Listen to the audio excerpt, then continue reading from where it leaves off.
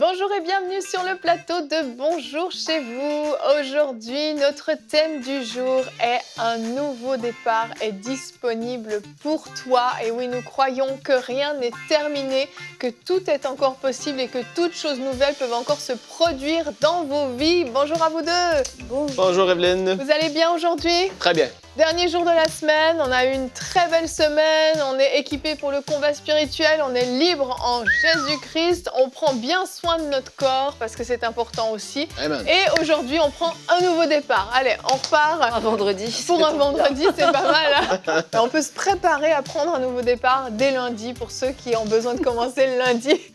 Aujourd'hui, nous allons voir que avec Dieu, on peut repartir à zéro. Peut-être certains d'entre vous, vous avez chuté, vous avez vécu des échecs, vous avez vécu des situations vraiment compliquées, vous vous êtes même éloigné de Dieu. Mais un nouveau départ est disponible. Avec Dieu, on peut toujours recommencer. Il est le Dieu de la deuxième, de la troisième, de la quatrième chance. Donc oui, un nouveau départ est disponible pour vous. Et en deuxième partie d'émission, nous aurons le témoignage dans la rubrique C'est mon histoire de David qui nous a raconté comment, grâce aux prières de sa mère, il a connu le Seigneur, il est sorti d'une situation vraiment compliquée dans sa vie. Vous découvrirez tout ça en deuxième partie d'émission. Mais pour l'instant, Annabelle, nous allons commencer avec toi dans la pensée du jour.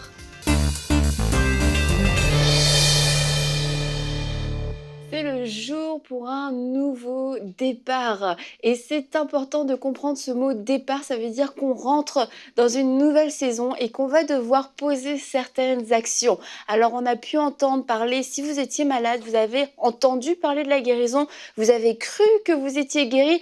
Et finalement, vous avez reçu cette manifestation de la guérison dans votre corps. Et maintenant, le nouveau départ, ça va être de pouvoir vivre dans cette guérison, de vivre dans cette santé divine. Si vous étiez couché, que vous puissiez marcher, que vous puissiez faire tout ce que vous ne puissiez pas faire, que vous puissiez commencer à avoir de nouveaux projets, à réaliser toutes ces choses qui étaient dans votre cœur. Si vous étiez dans une situation peut-être financière qui était catastrophique, le Seigneur vous a relevé, vous avez vécu un miracle au niveau de vos finances, c'est le moment aussi de passer dans un nouveau départ en commençant à gérer vos finances peut-être d'une nouvelle façon, en commençant à utiliser vos finances pour les projets que Dieu vous met à cœur et à semer. C'est le temps de passer à l'action. Et j'aimerais vous lire ce passage dans Actes au chapitre 9 et au verset 32. Comme Pierre parcourait tout le pays, il descendit aussi rendre visite aux saints qui habitent à Lyde. Il y trouva un homme appelé Énée, qui était couché sur un lit depuis 8 ans parce qu'il était paralysé. Pierre lui dit, Énée, Jésus-Christ te guérit, lève-toi et fais toi-même ton lit. Aussitôt, il se leva. Et je crois que pour certains d'entre vous, c'est comme un peu l'histoire de votre vie. Vous avez été longtemps paralysé, vous avez été longtemps immobilisé. Cet homme a été immobilisé pendant 8 ans. Et alors que Pierre vient le voir, il lui dit Jésus-Christ te guérit, il lui dit tout de suite, lève-toi et fais toi-même ton lit. Non seulement tu vas te lever, mais tu vas commencer à prendre soin de tes affaires. Tu vas commencer à utiliser ta guérison. Ce lit qui était un lit synonyme de maladie pour toi, aujourd'hui, range-le. Arrange ton lit. Passe à autre chose. Vas-y, go, Énée. C'est le moment de te lever. C'est le moment d'agir. C'est le moment de travailler. C'est le moment de te mettre en action. Et c'est la parole que je crois le Seigneur vous donne aujourd'hui. C'est le moment de te mettre en action. Tu as entendu la parole. Tu as cru la parole. La parole a fait son effet dans ta vie. Maintenant, c'est à ton tour de te lever et de prendre ce nouveau départ. Amen, amen. Merci Annabelle. Dans la Bible, Jésus a dit qu'on ne mettait pas du vin nouveau dans de vieilles outres. Parce que l'outre, sinon, risquait de se briser. Elle n'avait pas la capacité de porter ce vin nouveau. Et dans nos vies, il y a des saisons comme ça où on a un vin nouveau qui vient, qui coule sur notre vie. Et nous, on veut fonctionner comme on fonctionnait dans le passé. Pour certains, on est né de nouveau, on a connu le Seigneur, mais on a encore envie de vivre comme on vivait avant quand on était dans le monde. Pour d'autres, effectivement, tu parlais de la guérison. On a été guéris, on a vécu vraiment une guérison surnaturelle. Auparavant, peut-être qu'il y a certains aliments qu'on ne pouvait pas manger, il y a certaines choses qu'on ne pouvait pas faire. Et on décide de vivre encore comme si on était malade alors qu'on a été guéri. pour un nouveau départ, il faut repartir à zéro. Il faut mettre de côté les choses anciennes, les choses du passé. Il faut se laisser renouveler dans son intelligence pour être capable de voir les choses différemment comme Dieu les voit. C'est nouveau. Donc, forcément, les choses sont différentes que dans le passé. Et si on veut reproduire à l'identique le schéma qu'on avait mis en place dans le passé, en fait, ce ne sera pas du nouveau, ce sera de l'ancien, ce sera une répétition du passé. Et notre verset du jour, aujourd'hui, est dans Marc 10, au verset 50. C'est le passage qui nous parle de Bartimée. À ces mots, il jeta son manteau, se leva d'un bond et vint vers Jésus. Dans ce passage, Bartimée jette son manteau. Il y a beaucoup de prédications qui parlent de ce fameux manteau que Bartimée a laissé derrière lui. C'était son manteau de son passé, de ses années de mendiant, de ses années à être aveugle, de ces années où finalement on ne le considérait pas, il valait rien du tout. Et il jette ce manteau et il va vers Jésus, croyant que Jésus va lui donner ce nouveau départ, en fait, parce qu'il n'y a que Christ qui peut nous permettre d'entrer dans ce nouveau départ. En fait, dans une vie, quand on saisit, quand c'est une nouvelle saison, c'est un nouveau départ, on peut soit être notre propre, je vais le dire comme ça, comme un couvercle. Donc, c'est-à-dire que si tu entres dans cette nouvelle saison, dans cette nouvelle étape, sans changer ce que tu faisais avant, comme tu le dis, tu vas comme taper et tu vas dire, mais Seigneur, pourquoi c'est comme ça bloque? Et en fait, tu n'as pas élargi ta pensée, ta façon de voir les choses, ta façon, même avec qui tu es. Si tu ne changes pas ces choses autour de toi, tu vas frapper comme un couvercle et tu vas dire, mais je pensais que j'étais dans un nouveau départ. Oh Seigneur, je pensais, puis là, c'est difficile. Mais en fait, c'est toi qui n'as pas saisi, en fait, la pensée que Dieu voulait élargir ta façon de penser, ta façon de voir les choses. Si Bartimée aurait resté dans sa vieille façon d'être, il n'aurait pas demandé avec foi quelque chose de nouveau. Il a fallu qu'il soit audacieux, qu'il dise, non, je vais aller de l'avant, je vais foncer. Ben, c'est pareil pour nous. Les nouveaux départs vont demander des nouvelles façons d'agir, de penser, de parler et d'interaction avec des différentes personnes, en fait. Ça, c'est sûr et certain. Là, on a vécu toute une semaine dans Bonjour chez vous où il y a eu des délivrances, il y a eu des changements, il y a eu des transformations, il y a eu vraiment des changements. Et ce serait dommage de s'être arrêté. J'ai reçu et puis je continue. Voilà, merci pour ces beaux cadeaux.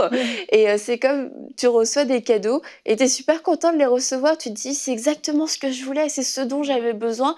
Et puis tu les laisses, tu les utilises pas, tu les déballes pas, touche jamais la boîte. Et du coup, ils deviennent complètement inutiles. Et pour revenir à l'histoire dans Actes avec le monsieur aîné, monsieur aîné, oui, aîné, je sais pas trop comment ça se dit. Le verset d'après, ça dit, tous les habitants de Lydde et du Saron le virent et se convertirent au Seigneur. C'est qu'en fait, quand on accepte aussi de prendre un nouveau départ et d'utiliser tous les cadeaux qu'on reçoit du Seigneur, qu'on les déballe, c'est comme une forme de témoignage. Ça montre aussi aux gens autour de nous, ça montre à tous ceux qui nous connaissaient dans notre ancienne condition, voilà ce que Dieu a fait pour moi. Mais regarde, c'est vrai. Je t'appelle juste pas pour dire je suis guérie. Pourquoi tu m'appelles pour me dire que tu es guérie alors que tu es toujours dans ton lit? Parce que j'ai pas envie de me lever. Non, va frapper à la porte des gens, tiens-toi debout. Je suis guérie, tu étais venu me voir, j'étais alitée, c'est moi qui viens frapper à ta porte aujourd'hui. Là, je parle de ça, mais c'est vraiment une image pour toutes les situations de notre vie. Parce que oui, quelquefois, on est couché, on est immobilisé dans la vie, mais après, c'est un vrai témoignage quand on se met en action pour tous les gens autour de nous. Tu sais, dans des nouveaux départs aussi, mettons, c'est un problème de couple. C'est normal qu'au début, il y ait un temps d'adaptation. On a parlé, tu vois, d'un peu d'activité physique cette semaine, de sport, etc. Quand que je faisais du skate, j'ai fait beaucoup de skateboard dans ma vie, et puis je me suis déchiré des ligaments dans les 2 chevilles, je me suis beaucoup blessé, en tout cas, souvent. Et même à un certain point, je devais avoir une attelle sur ma cheville pour l'aider à garder en fait son équilibre, parce que dès que je marchais sur une petite roche, la cheville, elle voulait tout de suite tordre en fait. Elle était très faible dans ses muscles et je pouvais pas courir. Et puis après des semaines et des semaines, des fois c'était des mois, je me rappelle une fois, ça a pris 4 mois. J'étais jeune, j'avais peut-être 14-15 ans à peu près. J'en faisais énormément. Puis, quand je recommençais, je devais aller tellement doucement. En fait, les premières fois que j'allais dans un skatepark, c'était juste pour rouler. Je me promenais. Et là, t'as envie de faire plus, mais je pouvais pas. Parce que c'était un nouveau départ, en fait. Pour ma cheville, c'était quelque chose, elle devait se fortifier, elle devait se réhabituer. Et en fait, même mentalement, ma confiance dans mon corps physique devait être rebâtie. Parce que si je serais arrivé pour faire un certain truc, une affaire, dans ma tête, ça serait, est-ce que ma cheville est capable? Est-ce que quand je vais tomber, ça va virer encore? Et en fait, c'est ça, il y a un apprentissage, il y a un temps d'adaptation et la confiance doit se reconstruire. Et pour des couples, où il y a peut-être une difficulté, ou peu importe à quel niveau, familial, tout, c'est normal qu'il y ait ce temps de confiance qui se rebâtit, ce moment où est-ce qu'on est fortifié à nouveau, et c'est doucement que ça va se faire. C'est pas un nouveau départ, ouais! Il y en a que ça peut, tout dépendamment des circonstances, mais d'autres, ça va être plus doucement. Exactement. Mais je pense que c'est important de le saisir parce qu'on pense qu'on va sortir comme un lion, mais soudainement, naturellement, on a des pensées et tout. C'est normal. C'est-à-dire que tu dois, oui, pas à pas avancer et y aller doucement et tu vas voir la main de Dieu agir là-dedans. Et c'est une grâce aussi, c'est de saisir la grâce du nouveau départ. C'est vrai, il y a ce temps de restauration où on a besoin en fait d'expérimenter. Parce que c'est vraiment ce que j'ai reçu, surtout quand ça implique d'autres personnes. Mais c'est aussi de réaliser, c'est par grâce que j'ai reçu tout ça, c'est pas à cause de mes propres efforts. Parce que du coup, certaines personnes, je crois, ont peur de perdre leur nouveau départ parce qu'ils se disent, est-ce que vraiment j'ai reçu et peut-être que demain je vais me réveiller et ce sera terminé. Et peut-être finalement, oui, c'est un super moment, j'ai vécu une délivrance, mais je regarde mon passé, est-ce que vraiment Dieu va me donner un avenir? Je pense notamment peut-être à une jeune fille qui a vécu toutes sortes de choses dans l'impudicité, qui a eu plusieurs avortements, et là, cette semaine, elle a réalisé, non, Jésus-Christ est mon Seigneur, mon Sauveur, je veux entièrement me donner. Puis tu as ces pensées qui disent, mais est-ce qu'un jour, finalement, je vais pouvoir vraiment me marier? Est-ce que je vais être aimée? Est-ce qu'il y a quelqu'un qui va m'aimer? Je me suis tellement salie, et j'aimerais vous dire, un nouveau départ, on jette l'ancien manteau comme Bartimée a jeté son ancien manteau, mais Jésus nous revêt de son manteau, Jésus nous revêt de son habit blanc sans tache, et vous êtes revêtus de cet habit blanc, et c'est vraiment par grâce, et je vous invite à marcher par grâce, à croire que le Seigneur a le meilleur pour vous, et que le passé est passé, et que quand Dieu dit c'est un nouveau départ, c'est pas une arnaque, c'est un vrai nouveau départ. Amen. Et ça va demander de la foi. Je pense à quelqu'un qui peut-être a vécu échec sur échec dans sa vie. Et puis, c'était dû parfois à vraiment un esprit. Il y avait vraiment un lien, il y avait quelque chose sur sa vie qui faisait qu'il y avait vraiment un échec. Tout ce qu'il entreprenait finissait en échec. Aujourd'hui, vous avez peut-être vécu cette délivrance, peut-être dans la semaine qui est passée là, ou vous l'avez vécu même il y a quelques mois. Ça va demander de la foi. Ça va demander de croire que l'échec n'est plus attaché à votre vie et de faire des pas de foi. Vous allez devoir vous lancer, peut-être quelqu'un, vous allez changer de direction professionnelle, vous aviez toujours voulu le faire, vous n'avez jamais osé le faire pensant non, moi je ne réussirai pas. Vous allez avoir besoin de foi, de mettre votre foi en action, et même si vous rencontrez une petite embûche sur votre chemin, ça ne veut pas dire que vous êtes en train de reproduire ce cycle passé. Parce que parfois, quand on est dans un nouveau départ, on se dit mais il n'y a plus rien qui va se produire comme avant. Mais en réalité, si on a été malade dans notre vie, peut-être qu'un jour on va tousser puis on aura un rhume de nouveau. Ça ne veut pas dire qu'on est de nouveau malade comme on l'était auparavant. On prend l'exemple du couple. Le couple va peut-être se disputer encore une fois de temps en temps. Ça ne veut pas dire qu'ils sont revenus dans le schéma d'avant. Voilà. Et c'est important d'avoir de la foi parce que cette foi va faire que même si on rencontre des similitudes avec le passé, on va dire non, c'est terminé, je sais que je suis vraiment libérée de tout ça, je sais que je suis vraiment dans un nouveau départ, dans une nouvelle vie, et que même si il y a des choses qui semblent me faire croire que en fait, je suis encore dans mon ancienne vie, en réalité, ma vie a vraiment été transformée, je suis vraiment rentrée dans une nouvelle saison de ma vie et je ne reviendrai pas en arrière. Si on doute, si on laisse la place au doute, on va se décourager puis on va finir par baisser les bras. Et on va découvrir maintenant l'histoire d'un homme qui a pris un nouveau départ. Ce nouveau départ a totalement transformé sa vie. Ce nouveau départ s'appelle la nouvelle naissance. Je vous laisse découvrir l'histoire de David dans la rubrique « C'est mon histoire ».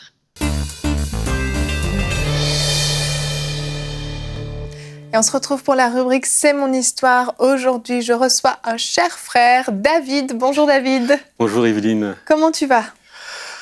Ça va. Ça va. Ça va bien. Ouais. Un grand moment pour toi, c'est la première fois que tu vas vraiment partager ton témoignage, le témoignage de ta conversion, comment tu as rencontré le Seigneur. Et David, on a beaucoup de choses à dire, mais on va essayer d'être rapide parce que ton histoire est très très belle. Tu es né en Martinique, Oui. mais à l'âge de 3 ans, tu es parti en France rejoindre tes parents qui étaient partis un petit peu avant toi. Oui. Et puis là a été le début d'une enfance, d'une adolescence compliquée, difficile, particulièrement avec ton père. C'est ça.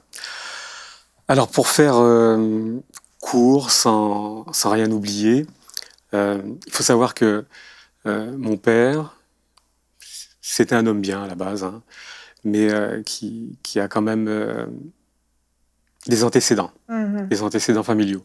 Donc je pense qu'il a juste été confronté à un héritage. Voilà. Alors, c'est un homme qui nous a mené la vie dure, parce que, violent, autoritaire, colérique. Donc, mon éducation, ça a été à coups de poing, j'ai pris beaucoup de raclées, en fait. Alors, bon, c'est vrai que j'en faisais des vertes et des pas mûres. Ouais. Hein, mais tu méritais pas ça. Mais ouais, voilà, j'étais un enfant, donc c'est ça. C'est ça. Alors, j'ai grandi comme ça. Pas que moi, je veux dire, ma sœur aussi a un peu goûté à tout ça. Ta mère aussi. Et ma mère, beaucoup. Ma mère a été une femme battue. À un moment donné,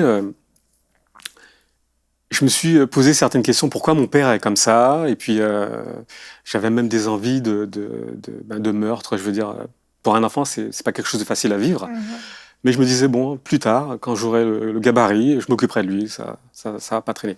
Mais je me suis aperçu à un moment donné qu'il y avait quelque chose qui allait pas derrière tout ça.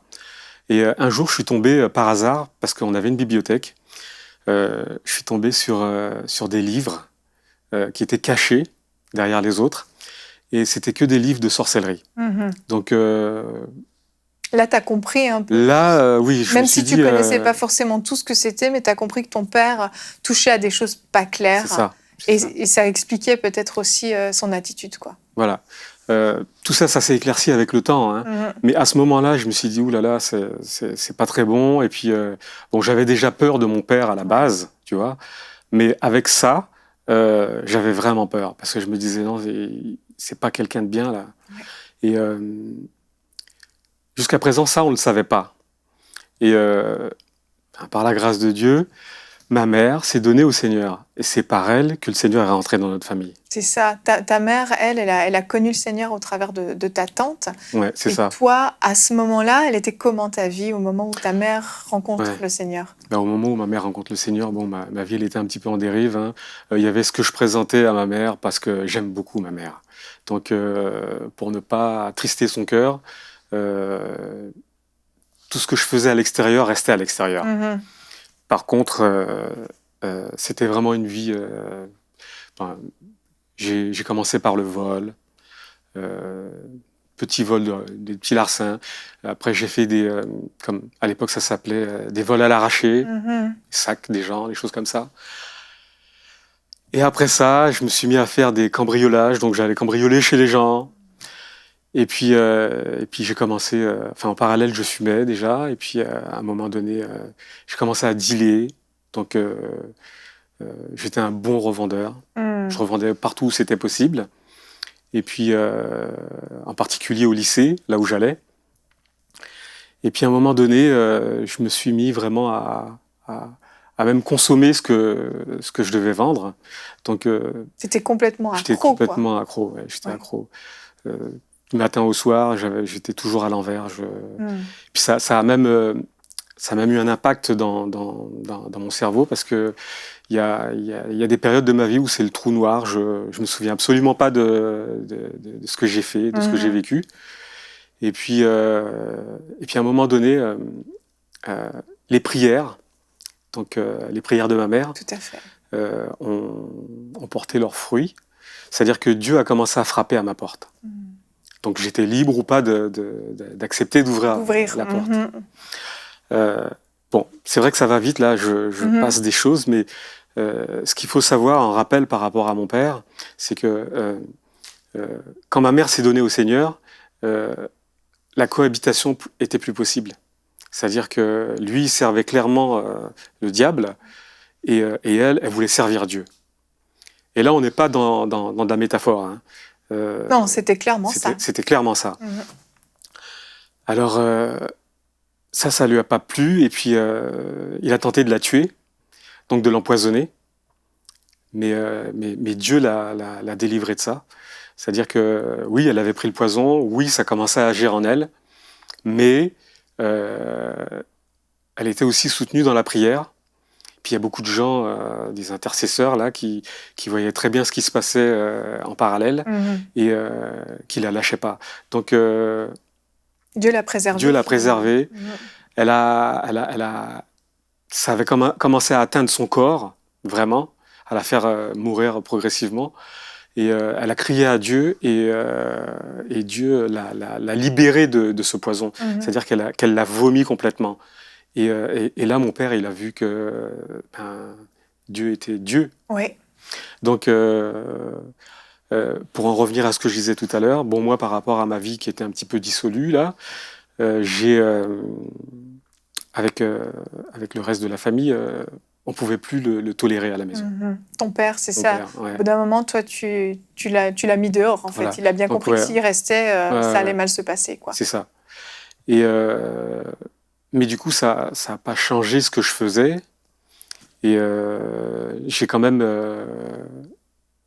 entrouverte la porte au Seigneur. Mais il y a eu un élément déclencheur à un moment donné. Oui, c'est-à-dire que ma mère priait beaucoup pour moi. Ma mère était, comment on dit, elle avait toujours le genou à terre. Et puis un jour, elle m'a demandé de ne pas sortir, de rester à la maison. Elle t'a vraiment supplié ce soir-là de ne pas sortir. Elle m'a vraiment dit... il faut vraiment que... Et j'ai dit, bon, ok. Et je suis resté. Et ce jour-là, je devais sortir en voiture avec des amis. Ils ont eu un accident de voiture. Il y en a un qui est décédé dans l'accident. Celui qui a pris ma place, parce que je ne voulais pas y aller, il est handicapé à vie aujourd'hui. Et celui qui conduisait, il a ça sur la conscience maintenant, il doit vivre avec. C'est affreux. Donc là, oui, ça résonnait en moi. Je me disais, bon, ok, il va falloir que je me remette bien là. C'est ça. Ça a été comme un électrochoc, une prise de conscience pour toi qui fait que, à partir de ce moment-là, tu décides de mener une bonne vie. Tu commences à aller à l'église un peu avec ta mère. Oui. Tu arrêtes la drogue, tu arrêtes les vols, tu passes ton bac, tu essayes de mettre ta vie en règle. Ça dure 2 ans, cette période-là. Un petit peu plus de 2 ans, oui. Mais je le faisais par mes propres forces. C'est ça. Voilà, en fait, c'était surtout ça. Je m'interdisais en fait d'aller fréquenter les gens que je voyais avant. J'étais toujours enfermé chez moi parce que c'était la seule solution pour moi. Pour te protéger de toi-même. Et puis, à côté de ça, T'es parti à l'armée ? Oui, je suis parti à l'armée après ça. Mais en fait, mon approche avec Dieu, c'était très... ça, tu dois faire ça ou tu dois pas faire ça. Ouais. Voilà. Il y avait pas eu encore de rencontres, de relations ou de quoi que ce soit. C'était bon, Dieu est le chemin. Ok, moi je veux prendre ce chemin-là. Et puis, le chemin, je le bâtis quelque part de mes propres forces. Tu vois. Et sur une série de droits et d'interdits, voilà. En fait, finalement. C'était mais tu étais dans une prison, un peu, à ce moment-là. Ah oui. Donc, le seul point positif que j'ai retiré de ça, c'est que j'ai passé beaucoup de temps à lire ma Bible. Donc, je l'ai découverte et puis je l'ai dévorée. Moi qui lisais jamais. Donc... Tu as beaucoup lu, tu as appris à connaître un peu le cœur de Dieu au travers de ces lectures. Ouais. Et après ça, tu es parti justement à l'armée. Et là, tu as recommencé à descendre, à chuter, au point d'arriver au fond du trou, si on veut. Ouais. Et là, tu prends une vraie décision à ce moment-là. Et là, je prends une vraie décision. Là, je décide de tout abandonner au Seigneur, de lui donner ma vie. Comment ça se passe ? T'es où ? T'es chez toi ? T'es tout seul ? Oui, je suis tout seul. Ça s'est toujours fait comme ça. Je suis tout seul. Je pleure. je m'abandonne complètement parce que pleurer déjà pour moi c'était impensable. Et puis j'accepte l'amour de Dieu parce que j'avais jamais connu l'amour d'un père. Donc à ce niveau-là, il y avait quelque chose à réparer. Et donc j'accepte l'amour de Dieu. Et puis je lui donne le contrôle dans ma vie. C'est-à-dire que là, je prends des décisions, je m'engage, je veux prendre mon baptême tout de suite, je veux que les choses aillent vite. J'allais dans une église et puis j'intègre le groupe de jeunes, etc. Et là, je vis, je revis complètement. C'est ça. Donc, en fait, ce qui a été l'élément déclencheur, c'est que tu as décidé vraiment de laisser tomber cet orgueil. Et puis, tu as accepté. En fait, tu me disais, tu avais besoin d'amour. Hein, et tu as crié à Dieu, en fait, pour obtenir cet amour parce que tu souffrais terriblement à l'intérieur. Ouais. J'étais très, très fier, très orgueilleux. Je comptais sur mes propres forces. J'étais toujours dans un rapport dominant-dominé. Donc, j'ai tout fait, j'en pouvais plus. J'avais besoin d'expérimenter l'amour de Dieu, et si possible dans sa plénitude. Donc il y avait beaucoup de travail à faire en moi, mais je le voulais, je le voulais vraiment. Donc Dieu a agi, il m'a complètement restauré, aujourd'hui je suis vraiment heureux parce que je suis marié, j'ai des enfants qui sont pas du tout comme moi. Donc, gloire à Dieu. Et t'es un homme doux parce que t'étais très colérique. T'étais un homme qui était très bagarreur, qui était rempli de haine, de colère. Tout ça, c'est parti. Le Seigneur a enlevé tout ça. Il a commencé la première fois par le brisement, quelque part. Et puis, la deuxième fois, où je me suis vraiment ouvert, là, il m'a manifesté son amour. Parce qu'il n'y avait plus d'orgueil, il n'y avait plus de... C'était fais ce que tu veux. C'est ça. Fais ce que tu veux. Fais ce que tu veux, mais à partir de ce moment-là, tu voulais plus faire ce qui était mal, finalement. C'était plus une vie d'interdit, de privation, mais ton cœur était attiré vers ce qui était bon et vers ce qui était bien. C'est ça. Et tu as parlé autour de toi? Oui, quand je me suis... T'es allé revoir tes amis? Je courais, j'allais dans là où j'habitais, dans le quartier, là, et puis j'allais dire à tous mes amis, là, je leur disais, je crois en Jésus, Jésus m'a libéré, etc. Et puis, vous devriez voir ce que je vois, etc. Et puis, ils me regardaient, ils me disaient, ok, cool et tout. Mais, tu sais, c'était par respect, parce qu'il y avait cette crainte. Mais, bon, ça leur parlait pas plus que ça. Mais c'était pas du tout la même chose que lors de ma première rencontre avec le Seigneur. Tu sais. Là, je suis allé vers eux parce que j'avais quelque chose à donner. Voilà. Merci beaucoup, David, pour ce très beau témoignage à la gloire de Dieu. Sois béni. Merci. Il n'y a pas de plus grand miracle que le salut. Amen. Je ne me lasserai jamais des histoires de conversion, des histoires de salut. Il n'y a rien de plus beau. Et c'est Dieu qui fait toutes ces choses. C'est Dieu qui produit l'impossible dans les vies. Et ça me réjouit tellement. Et vraiment, j'espère à la maison que vous avez été encouragés par cette émission et que vous êtes prêts à rentrer dans ce nouveau départ. Faites ce pas de foi. Croyez que Dieu peut transformer votre situation pour vous emmener dans une nouvelle saison de votre vie. Une saison plus belle, plus merveilleuse, où un vin nouveau va couler sur votre vie. Soyez tous bénis, on se retrouve la semaine prochaine et bonjour chez vous.